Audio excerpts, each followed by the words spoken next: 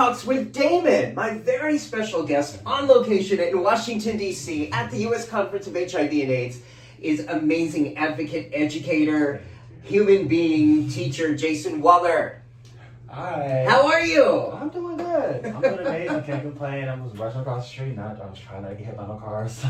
I'm glad you didn't. And I really want to thank you for taking time to speak, because for those who know, this is a conference where there's like literally 20 things going on all at the same time. It's a lot, but honestly, I love USCHA. It's like a big family reunion. So it's very it's good seeing people and seeing people we work with, we do advocacy for and with, and we're all in this fight together. So.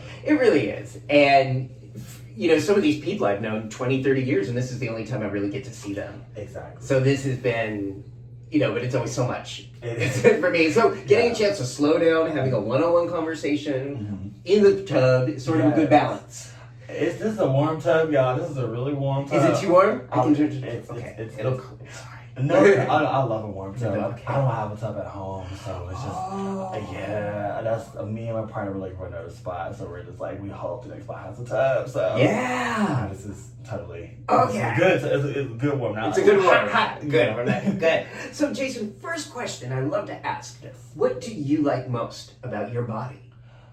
I love that I'm tall and I'm very much model-esque built. I'm trying to get into modeling, y'all. Trying to get into modeling, so I'm going to take my headshots and everything. I love that I fit most things. It's a privilege to that. To fit most? The majority of stuff. I think if I was because my dad's 6'5", so and you're I'm 6'1", so I feel as though if I was taller, I probably would have issues finding clothes my size, but everything is made for me, so you know. That's great. Yeah, that's great. So you like your height? Yes. You like your body, your build? Yes. I want to definitely go to the gym to definitely get my chest big. You know, his chest is really, I want my chest more bigger, more defined, everything, my shoulders and stuff like that. But you know, I've learned to love my body because I haven't always loved my body. How have you learned to love your body?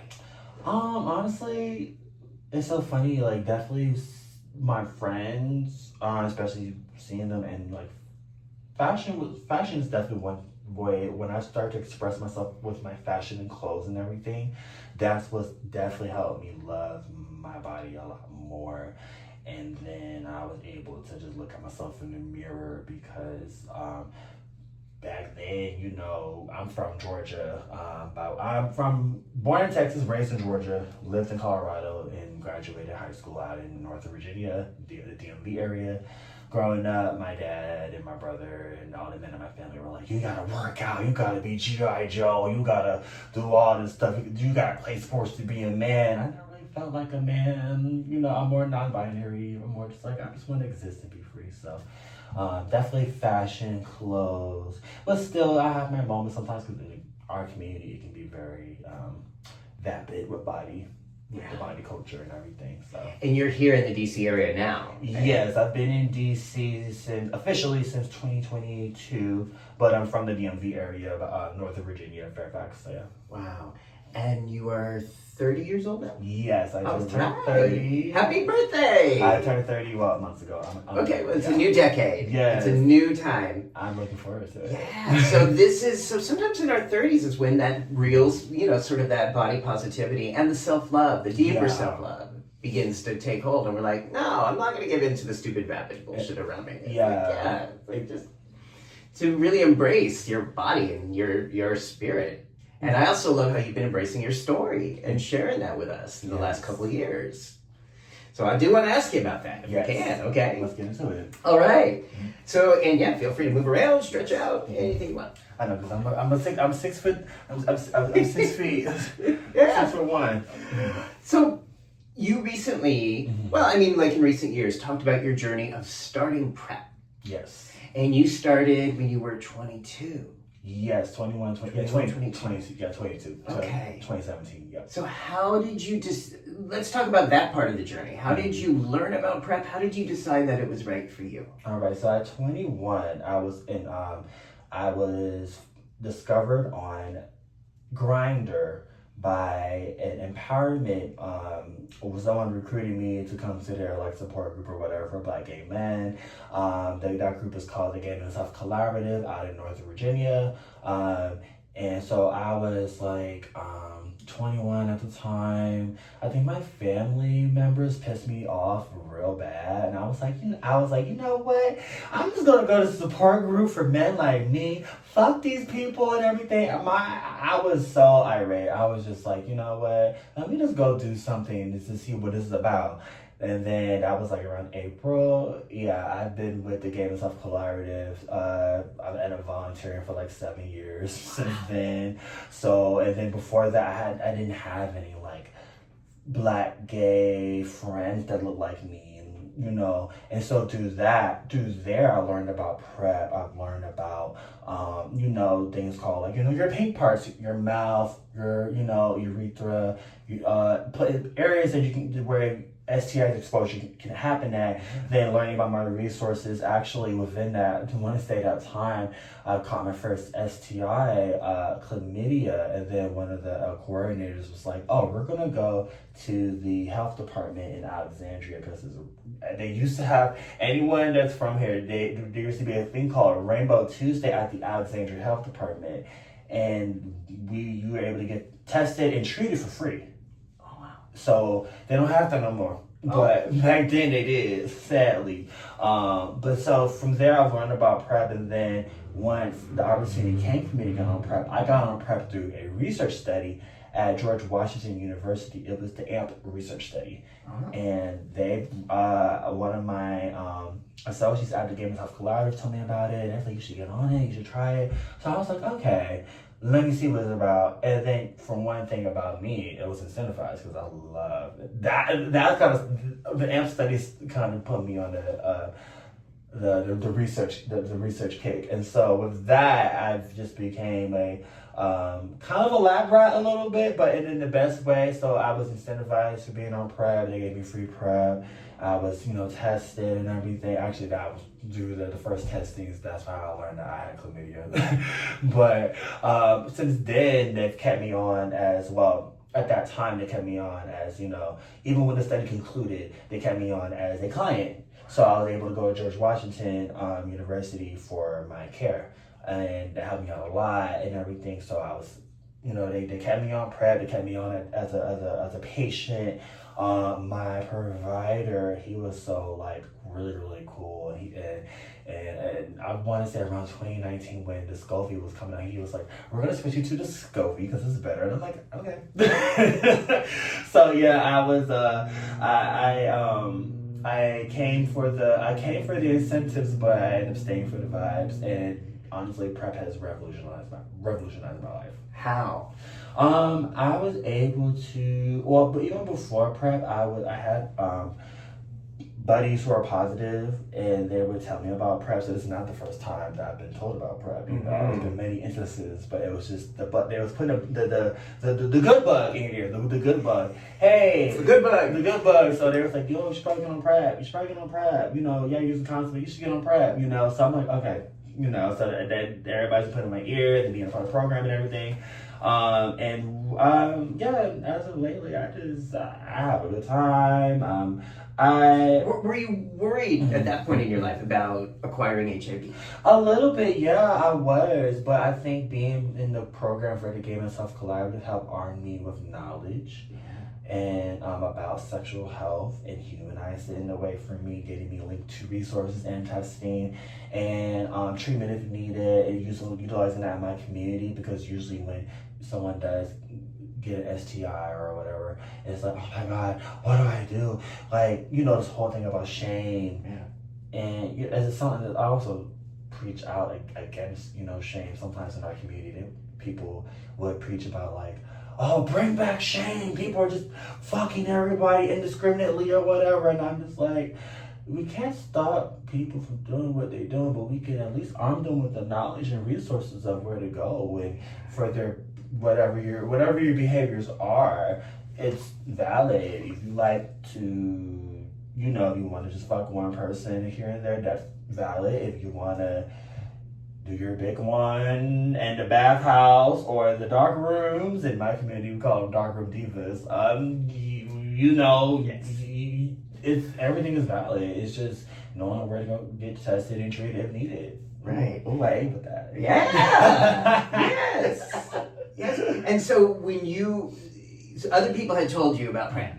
Yes. And then was it getting the chlamydia diagnosis that was like, okay, it's time? The chlamydia diagnosis came through the when I got tested, getting onboarded for PrEP. So you had decided. So I was already in the process. So they already caught me at a good time with GW. So like literally when like my first test results came back, they were like, "Oh, hey, you got chlamydia. Well, do you need to you need to get treated?" And I'm like, "Okay, I'll figure it out." And that's when I went to the Game of Stuff Collaborative. I was like, "I got chlamydia." Wow. And then what was their reaction? Let's go to the Alexandria Health Department. It's Rainbow Tuesday. So then, it was for me. Of my life, I guess of my testimony, because a lot of stuff my testimony. My testimony is very much of what happens when you have community and people that know how to act fast and act right and actually want to support it and help you. That's my testimony. So that's why I'm really big on community and being that for other people, because if someone tells me, "Oh my God, I got syphilis," which happened before too, it's like, "Oh, okay, I know this place will get tested. Let's go right now." I'm very much solution oriented. So yeah, I'm very much of that, and that's how I the people that poured into me and help me with my start, I want to pay that forward. So that's how I am. Right. So the key for getting tested and treated was about inclusivity. Yes. Like, if you got a problem, we'll help you solve it. It wasn't shame. Yes. It wasn't should. It wasn't condemnation. It was like, all right. Exactly. I mean, it's practically a rite of passage. Exactly. No, seriously. To get an STI. Yeah. But what's so interesting is that it was through making the decision to use PrEP. Yes. That they found another way to help. Yes. And that's not uncommon. But then in the data, then it gets documented, and then that's why the Truvada sluts get blamed for everything, because we're actually the ones showing up to get tested and treated on a regular basis, and people get the cause and effect twisted. Exactly. Like, it's just it's kind of just baffling. You get shamed for being positive, but then you get shamed for being on PrEP. They have to, the Truvada slut, Truvada whore. You just want to fuck raw because you're on Truvada and everything, and you're passing around X, Y, Z, ABC. Bitch, at least I'm the one getting tested. Can I cuss on here? Yes, please do. Okay, well, I mean, at least I'm the one getting tested. Yeah. I'm getting tested every 3 months. What are you doing? Yeah. You're just pointing the finger and being a bitter Nancy. Yeah. And often, as you know, those are the ones who do the most shaming, that are doing the most diva dark rooms, but not being clear with themselves about that. Exactly. Yeah. So or wish they could. Yeah. Listen. Wish it really. I feel like when you have there's sometimes you have fans, people who are fans, and sometimes they're haters. And then when they're haters and everything, and they're like, "Oh, like you're just doing all this, da da da." I'm like, "You're a fan. You're a fan. You live for me. Yeah. You want to be like me. You want to do the things that I do." Well, they want to do you.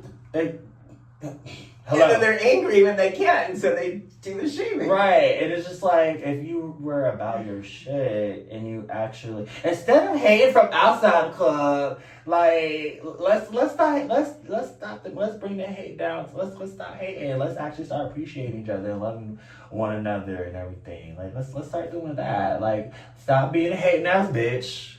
Let's get. You need. People don't want to do the internal work of why they're hating. Certain things or certain people that ain't did nothing to them. But that's a bigger thing, because I can go for a lot of stuff like straight people hating gays, cis people hating trans people for no reason. It's just like y'all don't unpack the reason why you hate.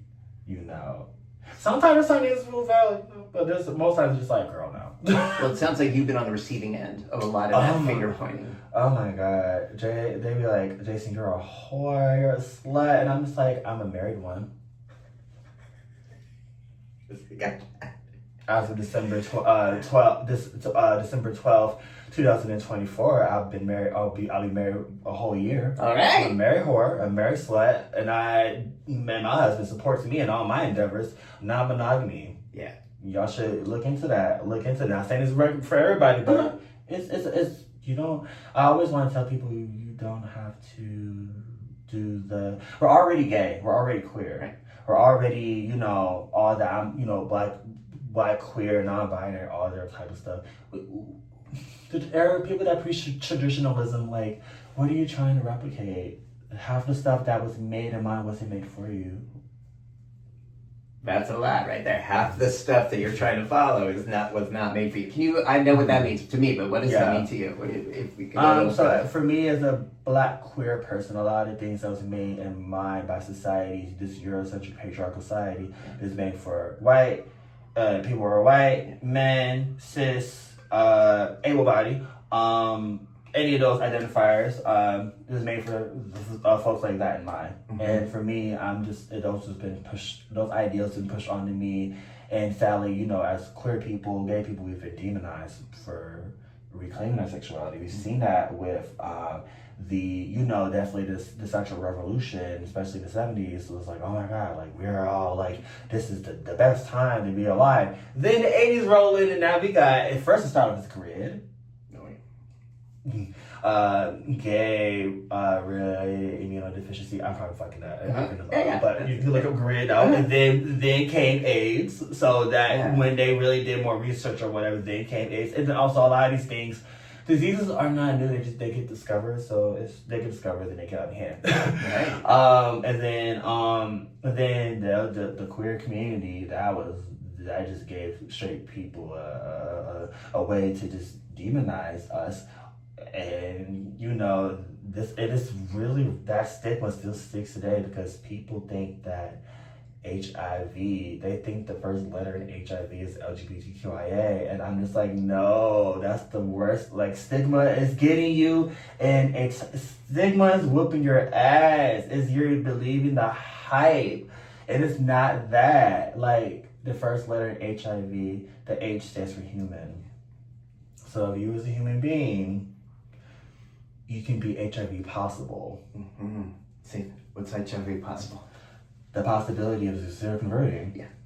The possibility of getting HIV, that possibility is real. Mm-hmm. Unless you're one of the few that got genetic codes that you can't seroconvert. That's not a lot of people.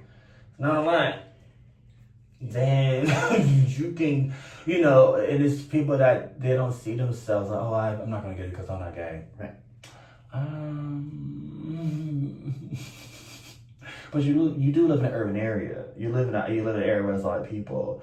You're having condoms sex. Nothing wrong with having condoms sex, but if you want to do it, have some PrEP, some Dr. Pepper on you or inside of you before you go inside somebody else, or have somebody else inside of you, or multiple people inside of you. However you get down. Yeah. However you get down, in the ways you get down, especially consent. Obviously, consent is key, and consent is sexy. But in the ways, I'm not here to demonize people's behaviors or sexual pleasures because sex is complicated in some way. We live in a society where sex sells, but right, it can be used as a commodity, but not as a connection. Exactly. Right, and I so much feel what you're saying about what people are trying to live up to. Mm-hmm. Those impossible standards they've never really worked out all that well for humans to begin with. And we go back to the beginning. To me, that whole notion of coerced monogamy is rooted in colonization and slavery. Because we're talking about a person owning another person. Exactly. I own your body, and you should only be faithful to me. And we've seen how that has played out throughout all of this. Exactly. And so when we break away from that, I do think there's something revolutionary and beautiful about that, but it also means that, like, all right, so you're going to be the target of people's projections and fears and sort of contradict everything that they've been conditioned to believe is the way it should be. Exactly. No, I feel as though, like, me just living my life, I just walking around, I make these hoes mad. They be mad when they see me like, they mad when they see me. People get mad when they see there's people that is happy to see me, obviously. Come on. Yeah. But there's folks that, like, when I talk my truth and how I show up, and I just made a Facebook post about this. Their projection and perceptions of me, I always have to like remind myself, their projections and perceptions of me is not my lived reality.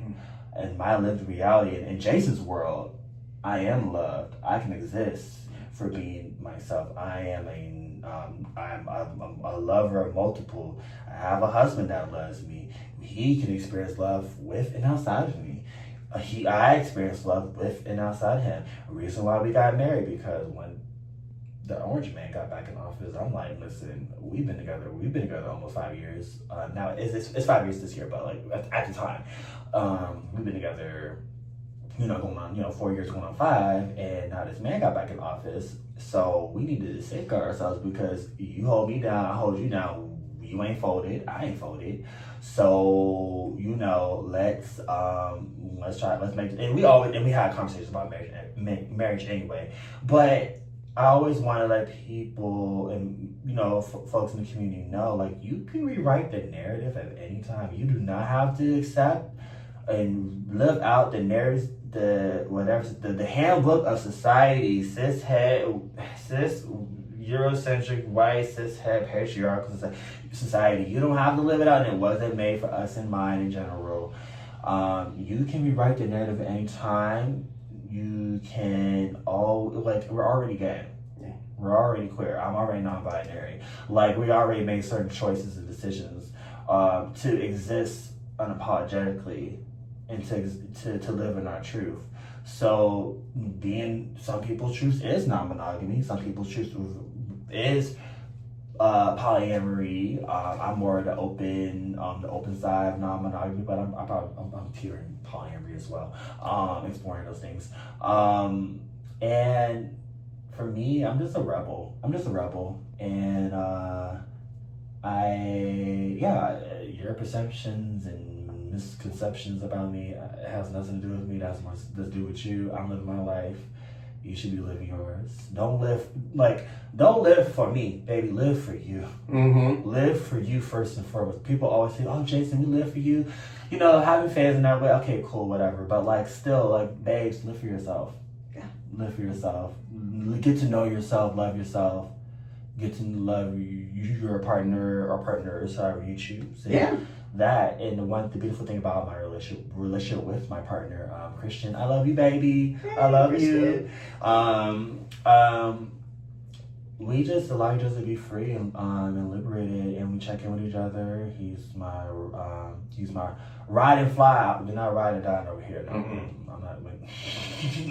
Did that too many times. No, don't end well. Ride or die. I don't like that. Ride and live. We ride and flying. We just exist, and we just allow each other to exist, and just exist in ways that we don't control each other, we don't own each other, we just choose each other.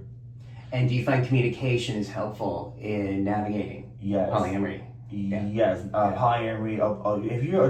I think just poly, non-monogamous, or monogamy have open communication. Mm-hmm. Open, transparent. Literally, the second date that I had with Christian, I let him know that's when I disclosed my non-monogamy status. So, and I was in a time I learned that in therapy, and I was like, I'm non-monogamous, and this is what I'm learning. So it was out there from the front. And just imagine if everyone had the ability to be open and communicative from the front. I know I would lose a lot of business, so I always joke, don't get too happy out there, because I don't want to lose my job. Yeah. But it would be okay with me if I had less business, because people were having healthy, loving, ethical communications with one another. Heavy on the ethical, because folks would have thought, we're open relationship, or we're polyamorous, and then and then we're no, you're fine. We're this, but then it's like the most controlling ass relationship. Oh, I'm single, but he's not. Like, I've seen a lot of that, and me and my partner, we had a lot of those conversations about stuff that we've seen, or people or guys trying to lay claims on you as a person of ownership, and they don't want to add no title. They don't want to actually take you out on dates or be in a relationship. They just want to be like, oh, that's mine. fuck out of here with that. We don't do that fucking bullshit around here. I don't even like that. I don't even like shit like that. Like, I think that's really disgusting. Trying to like claim on someone that you're not even trying to date them. You're not even trying to actually be with them. Well, even just claiming somebody, again, sort of gets back to that whole ownership thing, which I've always been so uncomfortable with. Yeah. And I really think it's the antithesis of sexual freedom and HIV, STI prevention. Exactly. Right? Because when we do, like, again, you said, okay. You're fine. Yeah, when you, again, because we're on PrEP, yeah. we are getting tested so much more frequently than the non-PrEP population. Oh my God. Even people living with HIV don't get tested and prodded and poked as much as we can. Hopefully we get poked a lot. But, you know, in terms of getting tested and treated, and again, often data than the documents, that we are being so careful and responsible about our sexual health. Okay. But then we also bury the brunt of the blame because a lot of people on PrEP are saying, well, you can't own me. Right. You know, I own my body. I do this every day or almost every day to primarily prioritize my sexual health. Exactly.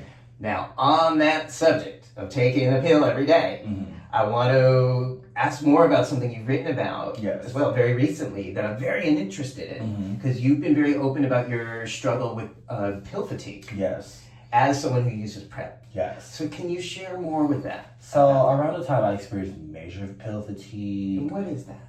So pill fatigue, you getting tired of popping a pill every day or just getting tired of taking your medications. It can happen for PrEP, it can happen for mental health medication, it can happen for just anything. If you're on medication, if you're trying to prevent something or you're trying to it can happen for folks who live with HIV. I read an article with the body, for the body, and for pill fatigue, basically you're just getting tired of taking medication, especially you being on a routine, and a lot of things that can happen with a lot of things that contribute to pill fatigue. For mine was depression. When I moved to Richmond, Virginia in 2019, probably like the first 6 months in Richmond, I was going through a major depression. I wasn't around my family, and the irony was I was working within public health. I was working in public health and all of that and everything, and I'm preaching take PrEP. Meanwhile, I'm suffering. Meanwhile, I'm having ideations and stuff like that. Meanwhile, I'm experiencing a lot of life stuff and everything. So it was that, and then I met my husband, my husband, and then the pandemic, and then I'm also just healing from a breakup. It's a lot. It was a lot going on. 2019, I lived a lot, but it was so many times I just wanted to just and I can laugh about it now, but as someone that does experience ideations, those were things that I was going through.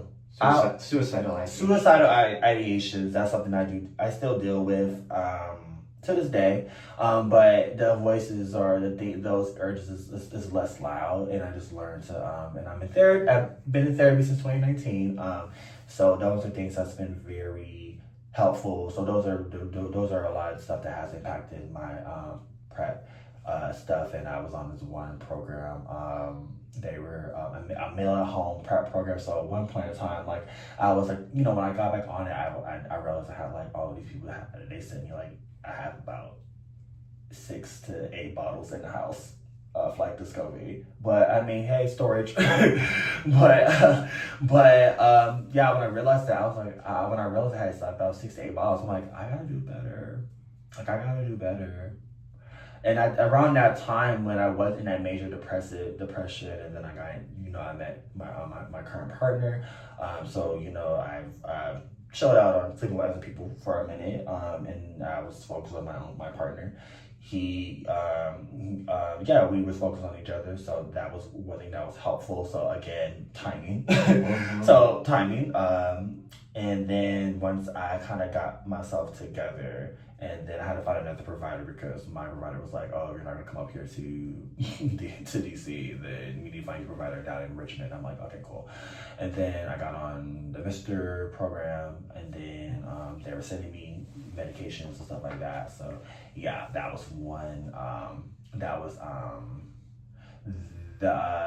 that challenge. But what helped me get through it was my community, my partner, just working through therapy. working through my depressive episodes and everything.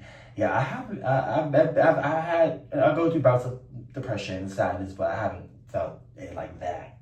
Like I haven't felt it like that in years, thank God. Because there was the days I didn't want to get out of bed, but hey, I'm still here. Was not taking PrEP anyway connected to the suicidal ideation? Because a lot of things happen. Like it wasn't connected. It was probably other situations. Like so, like it's again also on top of that, ideations. I'm not really connected to my family anymore. I had to go no contact back in 2022, and that was when I moved back up to here, and my family's in Fairfax. So yeah, and then that hot ass mess. Choose yourself. Choose yourself. If your family is giving you grief and issues and everything, you do not be connected to them. Especially if you are paying your own bills and everything, living your own life, you do not have to be connected to family. If your family is not supporting you, it's hard. It's hard to do, but you will thank yourself later. It's okay to cut off family. I'm very much like we are queer. We make our own family. My chosen family showed up for my wedding. Actually, my chosen family made my wedding happen. So yeah, only person that was related to me that came to my wedding was my granddad. Love you, granddad. So yeah, I've been through a lot of hard shit in my life, but with my chosen family and many people at this conference have helped me out, and in so many ways. What are the sort of things that are helpful when you're going through this? Sometimes I have to talk about it. Sometimes I gotta cry about it. My friend Malu Kanova, she told me it's okay to yell, crash out, pop off, but like do it in a safe space. Yell at a pillow, scream in a pillow, fight a pillow, take it out on a pillow. You gotta just like say the thing. If you're feeling that high stress and everything, we store so much trauma in our bodies. Like it's some real shit. We store a lot of traumas in our bodies. We have to get it out. So you have to definitely try to make it a weekly thing to scream into a pillow. We are it's one thing you gotta self-medicate. I understand. My sex drive is way too fucking high, and weed does not work for me. So I just like to fuck a lot. But that's just me. That's my existence. I like to fuck a lot. But it's folks that self-medicate and everything. But sometimes you just gotta scream. You just gotta scream, flail your hands in the air like fighting something. Like you gotta scream. You gotta physical activity like sports and stuff like that. Maybe I should get back into Taekwondo. Maybe I stopped at red belt, and when I was in Colorado. But yeah, many things people don't know about me. Taekwondo. I speak a few languages: Spanish, Korean, Japanese, stuff like that. But getting. Do antidepressants help? I haven't tried antidepressants yet. I'm trying to listen. That medical journey of I'm trying to get an ADHD diagnosis. I'm trying to get. I do have a generalized anxiety diagnosis through my therapist, but I'm trying to get like a diagnosis for depression, ADHD, something, because I'm tired of trying other people's pills and everything. I tried my friend's Vyvanse, 50 milligram. I was sweating. I was like, oh Jesus Christ, like, ooh. But yeah, trying to also just being black and everything. Trying to find a provider that can give me that diagnosis, but it's just like, oh my God, it's like the worst. Do you mean like as a therapist or as a doctor? So I've been going to let me not say that. There's one hospital in DC that is connected to HBCU. Okay. And yeah, they haven't. Even though the doctors look like me, I don't think they understand me. So it's a disconnect. And they're like saying like, "Oh, are you sure you think you have ADHD? You're sure it's not depression?" I'm like, well, maybe it's, I don't know, maybe it's all it was. I don't fucking know. Like I'm trying to get an answer. So yeah, it's a lot. It's for me. I always feel like for me when I advocate for myself, I know how to advocate for myself, but also I feel like it's an uphill battle, especially with providers and with getting on PrEP. The first time. So when I got on PrEP, that was that because someone led me to the direction. But my first time actually trying to get on PrEP was probably in 2016, early 2016. I was on my mom's plan at Kaiser, and I tried to talk to a doctor about it, and then they made assumptions. They was like, oh, well, you're not sexually active like that. And I was like, oh, okay. But I look back at it, I was like, child, it's pride coming up. I'm about to really show off and cut up and everything. Like, give me the damn PrEP, bitch. Like, yeah. Like, how many loads do I have to take to meet your qualification of slut? Exactly. And then even with that, oh my God, with the Mpox vaccines, oh my God, that rollout was so problematic because I was really living my big one in 2022. And I answered like, oh, how many people you been with? I was in Atlanta. I was in I was in Chicago. I was in Miami before that outbreak. And they still put me in the queue. I had to lie some more. I'm like, damn, I was really honest about what the fuck I did. And y'all still put me in the bottom of the line, so now I gotta lie about I had to lie about my status and everything just to get a damn shot, right? Just to get an Mpox shot. Right. My partner was like, just lie about it. I'm like, okay, fuck it, like, right, yeah. We look back on that and say that was such a disaster in public health, but then even compared to today, and it's scary what's going on. Yeah. And I think everything you're saying about advocating for yourself, as frustrating and annoying and angry as it is, I want more people to at least learn how to do it the way you're describing. Yes. To do whatever you need to do sometimes to get that pill, to get that shot, to get the vaccine, to get the care and treatment you deserve to have. Exactly. Because you deserve to have a healthy quality of life. Exactly. So it sounds like as far as medications for mental health, you're open. You're trying to find something or someone who can help with that. I'm trying to find someone that's not gonna bullshit me, but yeah. So sexual health, I know how to navigate that. I already know the programs. Yeah. Mental health, if y'all got recommendations, leave in the comments below. Okay, yeah, please leave it in the comments. We're in the DMV area. Mm-hmm. So I mean, again, you're generous in sharing what you're sharing because it's a lot, and sometimes that discrepancy between who we are in public health, trying to do the right thing, and who we are and how the choices we're making are different. Yes. And it takes a very strong person, I think, to have integrity and speak to that. So I want to thank you for that. I sometimes experience at these conferences, people have one-on-ones with me, but they're really afraid to be open and honest about that. Exactly. They're afraid of being stigmatized. They're afraid of being judged. People gonna judge you regardless. They're gonna judge you regardless. They're gonna stigmatize you regardless. They're gonna judge you regardless. That's really the amount of my life. They're gonna judge you regardless. So they're gonna judge you regardless. So you still do it. Be your best. And a lot of folks haven't gotten to that, and I understand it takes time because I've been stigmatized online so many fucking times. Like, oh my God, well, you're in an open relationship, you're a slut, you're a whore. Okay. And you mentioned non-binary earlier. Yes. What does that mean to you? No limits to how I express myself and my gender. Yeah. I feel like manhood is so limited. And people have rewritten those things, which is good.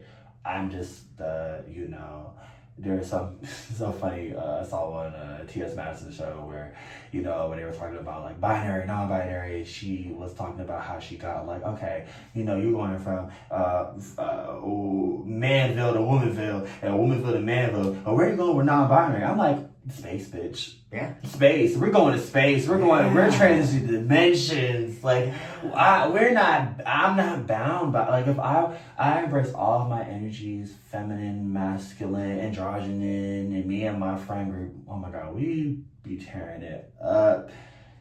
Gender norms, what is that? Gender norms, especially in this day and age, in this economy, no. Yeah. In this economy, So you're not limited or confined by an established gender. Again, back to like, you're not established, you're not limited by the shoulds. I'm not limited by that. And then for me, like, I know, like, I don't have, like, medically transitioning, like, no, that's not my, but also, like, for those that want SRS and all that, that's cool, that's amazing, that's your journey, that's your journey. My journey is getting my hairline to look better because I'm gonna go try to get plucked and put it right back over here. That's probably as far as everyone has gender affirming care.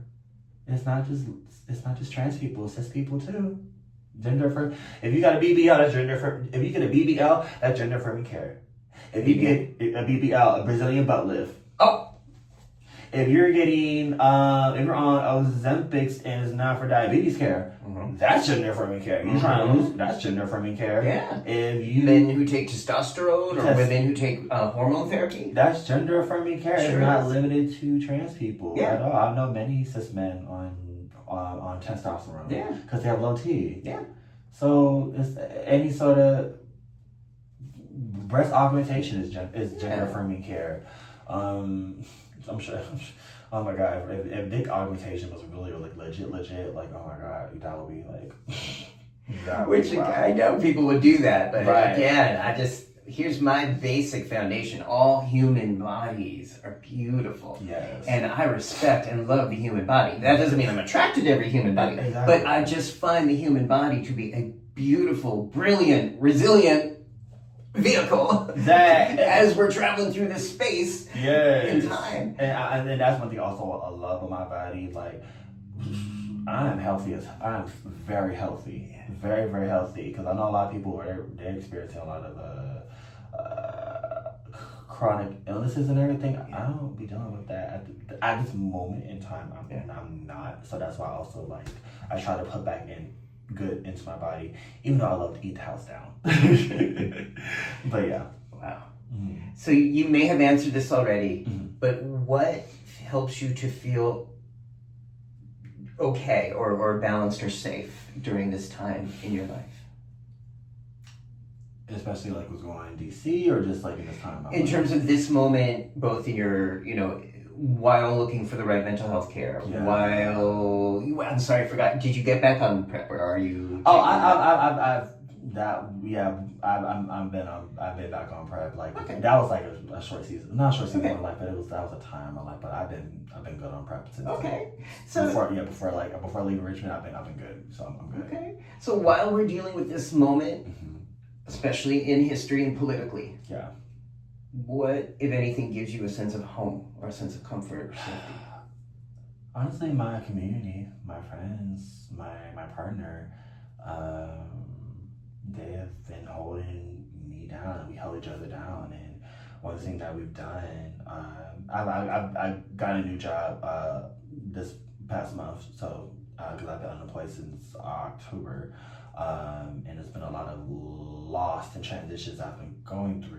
But during those times, especially within the last few months, my partner and I have been hosting a little Thursday night get together with friends, and we've been helping each other and assisting each other with job hunting, creative support, a support group essentially, job hunting, creative support, resume building. You have an idea for creativity and stuff like that, podcasting, stuff like that. We help all the way around. Or if you just want to come through, talk, and listen. And we've been meeting since definitely damn near almost every Thursday, and even outside of Thursdays. So it just felt and I did that because I started that. Me and my husband started that because it was based upon something that I did when I used to work at the health department in Alexandria, and I love my Alexandria Health Department family. Hey. But it was it was a lot of us that we wanted more, wanted to do a transition outside of our roles. So me and some friends used to meet up for lunch on our lunch breaks, and we would just apply to jobs together. And one by one, I got a job working at the state health department. Someone got a job working somewhere else, and it was just the power. It's basically group manifestation. So with our Thursday meets and even more, it was definitely group manifestation because sometimes we're applying for jobs and you create stuff, you feel like you're alone. And that. And it's just it can be really daunting, but when you create your friends and apply for jobs with friends and do this in group work and bring it to the community, it's oh, this is possible. I got someone that's an accountability buddy. So we've been doing that, and I've been feeling very, very close with my friends in my community. They've been so supportive, and the way my mind works is sporadic. I'm neurodivergent. Which means what? Neurodivergent is basically an umbrella term for folks who you may have autism, a learning disability, your brain works differently, ADHD. We're talking that kind of the spectrum. Your brain is wired differently. My brain has been wired differently since birth. So Wow. yeah. Is there anything I haven't asked you that you want to make sure we cover, or that the bathtub audience knows or understands about your experience right now? I think we covered everything, but I guess the one nugget that I will leave is community helped save my life, and I think it's important to definitely, either virtual or in person, always like have someone you can lean on. A lot of us are not connected to our families, but those of us that are connected to our families, and they're amazing. I think that's a beautiful thing. But I think in these day and age and everything, it's important to be connected and definitely be in community with your friends, your neighbors, because we are all that we have, and we can't do this alone. Yeah. And do you have any advice for someone who doesn't have that kind of community or created family in their life? Well, since I'm a child of the internet, so it's easy to make friends online in spaces, find social clubs, stuff in your neighborhood. You may like video games, you may like spades, you may like card games, stuff, you may like sports and stuff like that. So definitely do that, but then also take it a step further. And it takes time to find a friend and everything, but it's also like you want to make sure that person you can be vulnerable with and tell, like they can be a confidant. They, you're sick, who's gonna, take care of you or help you out with something, like a friend that can come over and make sure you're all right. You're in the hospital, someone that can like advocate for you. So I'm blessed and lucky to have my husband, but also I have many other people that can do this same thing at the same damn time. You wanna. It's important to have community, and it's easier said than done. I'll say that, but a lot of my community we started off as friends online. Yeah. So, I think it's like a garden. It's just something we continue to nourish and cultivate. That, but if we neglect it, it can go away really fast. Exactly. And then I guess the main thing with that is you have to be intentional. My best friend, Aaron, he passed away in October of last year. We're coming up on his transition date out of life. The last time I saw him was Labor Day weekend in Atlanta last year. Literally lost him in a month, and we've been friends for a good minute. And he was someone that was a confidant, someone that was always there. We were always talking, shit. The stuff that come out of his mouth was wild and crazy, but it was smart and genius. He was always supportive. And when he passed, I was like, shit, oh my God, I've never experienced grief like this. And I lost family members. So, but one thing that he taught me during the love that I got to experience from him on his time on earth was he was very intentional. He always showed up for his friends. He always was of service. He always would help out when needed. And this person would give the shirt off his back. I had to cuss him out for be like, you need to know how to receive. I'm gonna buy you this. He was like, no, bitch, I don't want to take. I said, no, I'm giving this to you, like literally. And yeah, he was definitely someone that was like, he was the friend that you would want to have. Just someone that was just always there and very loving and extremely funny. The humor was very dark-sided, but it was really funny. But it was stuff that he saw me and I saw him. So, but he definitely taught me how to lead with intention and be very intentional. May I ask how he passed? No. Okay. Yeah. That's totally fine. Thank you for saying that. How does it feel doing this interview today? It felt amazing. It's definitely I've never done something like this, but I'm happy to. And thank you so much for having me on here. I'm grateful. Again, you share a lot, and it's generous that you share a lot.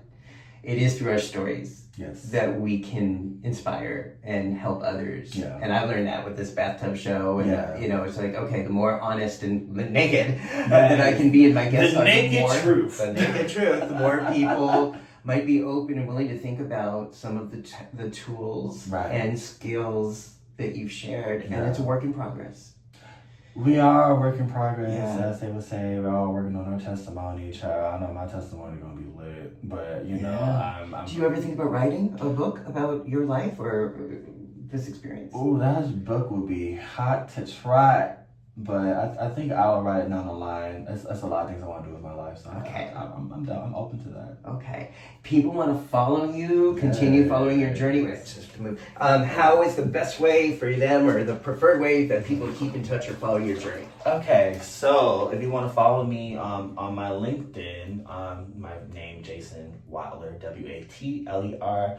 Then go Jody Watley, but like take out the Y and put an R at the end. So Jason Watler on LinkedIn if you want to connect professionally. But if you want to just follow my life and my shenanigans, Instagram.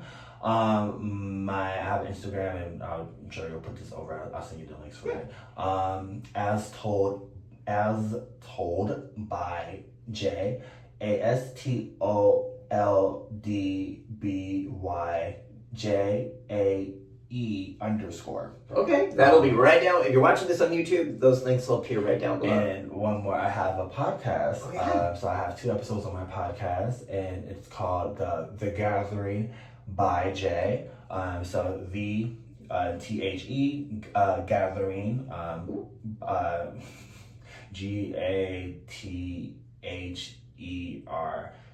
GATHERBYJAE on Instagram as well. I think again. Okay. Yeah. And Spelling has never been my spelling bees has never been my. I've never been good at that. Oh, child grade school traumas. But anyway, yeah, I have a show. I'm trying to record more episodes. I would love to have you on as well. Yes. Oh my gosh. Yes. Sorry. Yes. Just flashed you. Yes. What's it? Yes. We're in a bad just like, flash. yes. That happens. I would love to. And And if people want to see more of these tools and stories, there's a whole bunch more. This is the 5th season of this series now, and people can see them all by subscribing right down below. And what advice would you give me for my show, especially there's only 2 episodes. I'm still trying to record more stuff. What advice would you give me? Oh my gosh. Knowing who your audience is, knowing who you want to speak to, knowing who's already following you, Yes. and just developing content that's of value and relevance. And you don't always have to know what that Right. is, but just with your heart and your soul, like, Yeah. okay, what might this be, or how might this guest Right. help serve and help us ascend and transcend some of the hell of this Yes. world, even if only for a brief period of time. Exactly. You know, and that was kind of what this show was like. All right, let's just see where we go with this. I love that. So thank you for being part of Thank this. you so Thank much. you, Jason. All right, everybody. Thank you for watching. Have a wonderful day. Bye.